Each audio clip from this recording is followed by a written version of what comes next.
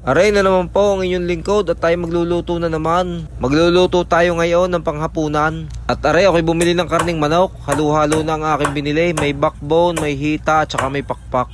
At diyan nga ay tinadtad ko na ng sakto lang ang laki. Aray, aadubuhin natin. Masarap ang ganitong iadubo. Pakpak, hita, at saka backbone. Ang walalaan din ang pitso. Hindi na nga ako bumili ng pitso mga idol at ayaw namang kainin dinit gawa ng malaman. At aray, lilinisin ko lang ng ayos. Ang paglilinis ko naman diyan sa backbone ay tinatanggal ko yung baga. Tapos niyan, ihugasan natin ng ayos para maging malinis.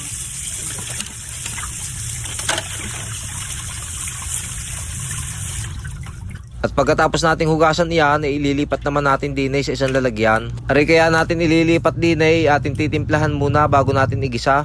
At aray, titimplahan na natin. Ang ating ilalagay muna diyan ay aring bitchin. Buburburan lang natin ng kaunti at susunod na natin na rin paminta. Maglalagay na rin tayo diyan ng kaunting toyo at saka kaunting suka. Tigka kaunti lang at baka mapaalat at baka mapaasim. Mamaya na lang magdadagdag pag kulang. Tapos aray, akin lalamasin na ng malinis kong kamay. Ganito minsan ang aking diskarte pag ako'y nagluluto ng adobong manok. Minsan naman, ginigisa ko na diretso sa kawali at doon ko na tinitimplahan. Pero pag ako'y papipiliin kung alin ang mas masarap aring tinitimplahan muna bago igisa.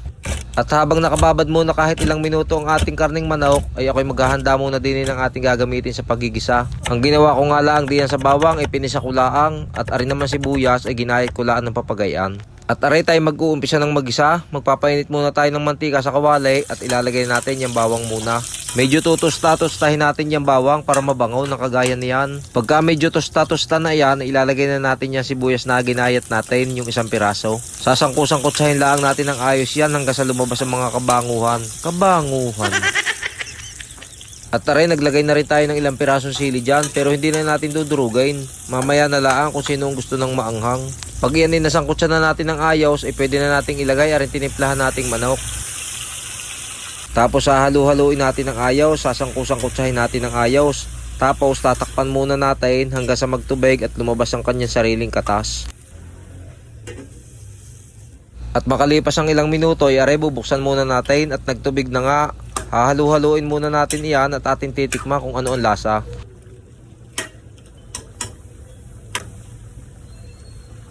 At sa timos ko'y kulang pa sa alat at saka kulang pa sa asim, kaya tayo magdadagdag ng tuyo at saka ng suka. Tigka kaunti lang uli at baka mapaalat at baka mapaasim din. Mas maganda na ang kulang at madaling magdagdag kaysa sobra. At aray, naglagay din tayo ng kalahating kutsarang asukal, aray pambalansin ng lasa. Hahalu-haluin lang natin ng ayos mga idol, tapos ating tatakpan at hihintayin natin lumambot ang manok at luto na aray.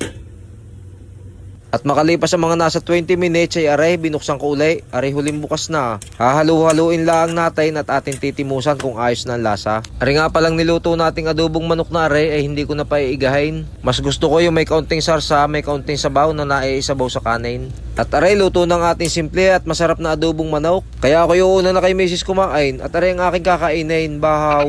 Masarap aray sa bahaw lalo na't garning bagong luto at nausok-usok. Wow! Ay siya, kain muna po tayo mga idol at talagang ginutom na. Kayo sumandok na rin diyan mga boss idol at ako'y sabayan nyo na rin kumain. Kain muna po tayo. Masarap ang garning adobo, yung may kaunting sarsa, may kaunting sabaw. Tapos pipisain ang sili at ilalama sa kanin. Ay, nakakagana.